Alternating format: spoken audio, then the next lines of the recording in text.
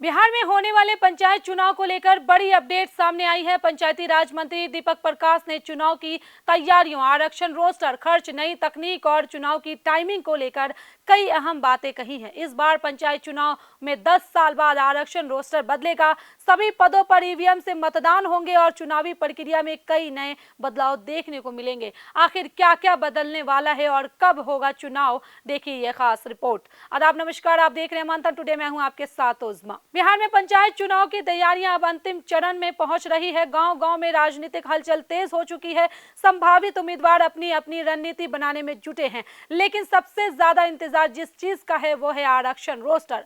पंचायती राज मंत्री दीपक प्रकाश ने साफ कर दिया है कि इस बार पंचायत चुनाव में 10 साल बाद आरक्षण रोस्टर में बदलाव किया जाएगा, यानी कि कई पंचायतों में सीटों की श्रेणी बदल सकती है। जो सीट पहले सामान्य थी वो आरक्षित हो सकती है और जो आरक्षित थी वो सामान्य श्रेणी में आ सकती है। इस बदलाव का सीधा असर चुनाव लड़ने की तैयारी कर रहे हजारों उम्मीदवारों पर पड़ेगा।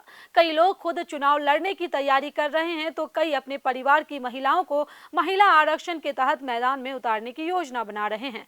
लेकिन नया रोस्टर जारी होने के बाद पूरी रणनीति बदल सकती है। दरअसल पंचायतों में आरक्षण का निर्धारण जनसंख्या, सामाजिक संरचना और तय नियमों के तहत आधार पर किया जाता है। यही वजह है कि हर 10 साल बाद रोस्टर में बदलाव होता है ताकि आरक्षण का लाभ विभिन्न क्षेत्रों तक पहुंच सके। इधर मंत्री दीपक प्रकाश ने चुनावी खर्च को लेकर भी बड़ा संदेश दिया है। उन्होंने कहा है कि सरकार की कोशिश है कि पंचायत चुनाव कम से कम खर्च में और पूरी पारदर्शिता के साथ कराया जाए।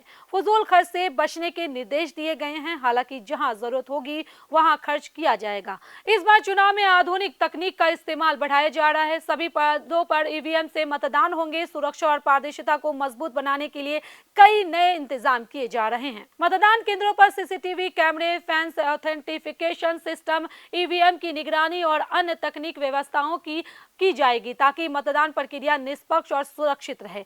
चुनाव के दौरान किसी भी तरह की गड़बड़ी या फर्जी मतदाता की संभावना को कम करने की कोशिश की जा रही है। इसके साथ ही पुलिस और प्रशासनिक अधिकारियों को भी विशेष प्रशिक्षण दिया जा रहा है। मतदान केंद्र पर सुरक्षा व्यवस्था मजबूत रहे, कानून व्यवस्था बनी रहे और मतदान शांतिपूर्ण ढंग से संपन्न हो, इसके लिए तैयारियां लगातार चल रही है। सबसे बड़ा सवाल चुनाव की तारीखों को लेकर है। इस पर भी मंत्री दीपक प्रकाश ने स्थिति साफ की है। उन्होंने कहा है कि पंचायत चुनाव समय पर होंगे और परिणाम भी समय पर घोषित किए जाएंगे। पिछले कुछ समय से सोशल मीडिया पर चुनाव टलने की कई तरह की चर्चाएं चल रही थी। संसाधनों की कमी, ईवीएम उपलब्धता और अंतर्राष्ट्रीय परिस्थितियों को लेकर भी कई तरह की अटकलें लगाई जा रही थी।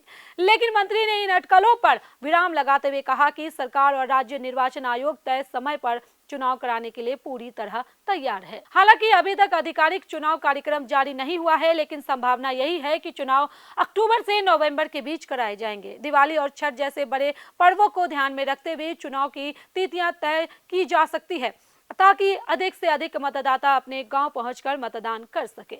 यानी साफ है कि इस बार पंचायत चुनाव कई मायनों में अलग होने वाला है। 10 साल बाद बदलाव हुआ आरक्षण रोस्टर, सभी पदों पर ईवीएम से मतदान, नई तकनीक का इस्तेमाल, सुरक्षा के कड़े इंतजाम और कम खर्च में चुनाव कराने की तैयारी। इन सब के बीच अब सबकी नजर राज्य निर्वाचन आयोग द्वारा जारी किए जाने वाले आधिकारिक चुनाव कार्यक्रम आरक्षण रोस्टर पर टिकी हुई है। फिलहाल गाँव की चौपालों से लेकर राजनीतिक गलियारों तक एक ही चर्चा है, रोस्टर कब आएगा और किस पंचायत की सीट किस श्रेणी में जाएगी, क्योंकि इसी के साथ पंचायत चुनाव की असली तस्वीर पूरी तरह से साफ हो जाएगी।